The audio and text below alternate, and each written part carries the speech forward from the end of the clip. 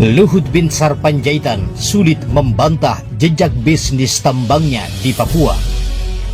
Perlawanan Haris Azhar berhasil membongkar semua rekayasa dan kebohongan Luhut.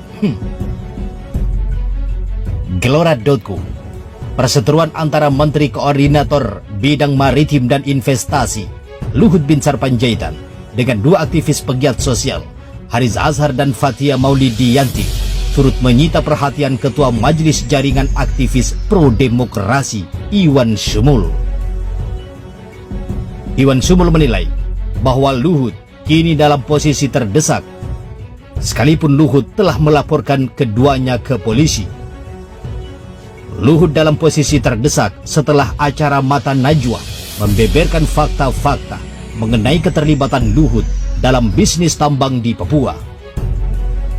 Fakta-fakta yang ditampilkan juga diyakini akan sulit dibantah oleh Luhut.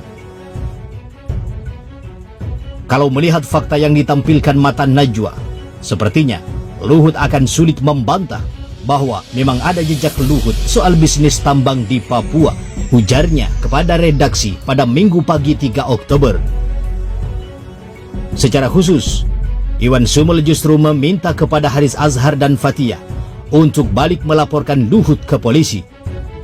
Alasannya, karena data-data yang mereka laporkan disebut informasi bohong alias hoax.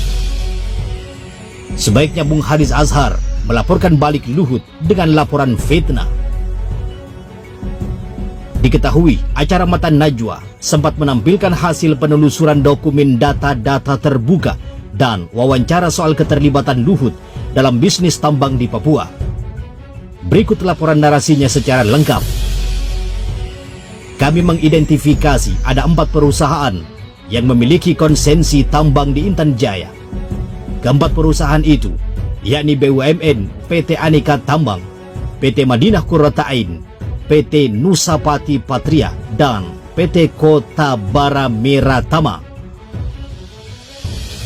Pada Oktober 2016, induk PT Madinah, yakni perusahaan asal Australia Westwit Mining, menyerahkan 30% kepemilikan proyek di Sungai Delewo kepada PT Tobakom Del Mandiri, seperti tertera dalam laporan Westwit Mining pada dokumen tersebut. Setahun kemudian, pada 2017, Westwit Mining merilis berita peralihan saham itu akan diberikan pada PT Tambang Raya Sejahtera. Saat membedah akta PT Tobakom Del Mandiri dan PT Tambang Raya Sejahtera, dua perusahaan tersebut sama-sama dimiliki oleh PT Toba Sejahtera. Dari dokumen tersebut terlihat, hampir 99,9% saham PT Toba Sejahtera dikuasai oleh Luhut Binsar Panjaitan. Meski menyebut mengakuisisi saham PT Madinah sejak 2016, perubahan kepemilikan saham di PT Madinah ternyata baru terjadi pada 2018. Menariknya lagi, perubahan kepemilikan saham di PT Madinah itu ternyata tidak memasukkan PT Tobakom Del Mandiri atau PT Tambang Raya Sejahtera, melainkan perusahaan yang sama sekali berbeda, yakni PT Baitech Binar Nusantara.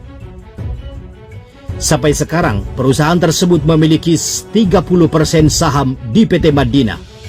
99% saham PT Baitech dimiliki Paulus Prananto. Dia adalah seorang purnawirawan TNI. Sosok ini juga sampai muncul di dua perusahaan Luhut Binsar Panjaitan, yakni di PT Tambang Raya Sejahtera dan PT Tobakom Del Mandiri. Disitulah ia menjabat sebagai direktur. Di akun linknya sampai sekarang, Paulus mengaku bekerja sebagai direktur PT Toba Sejahtera, induk grup perusahaan yang dimiliki oleh Luhut Binsar Panjaitan.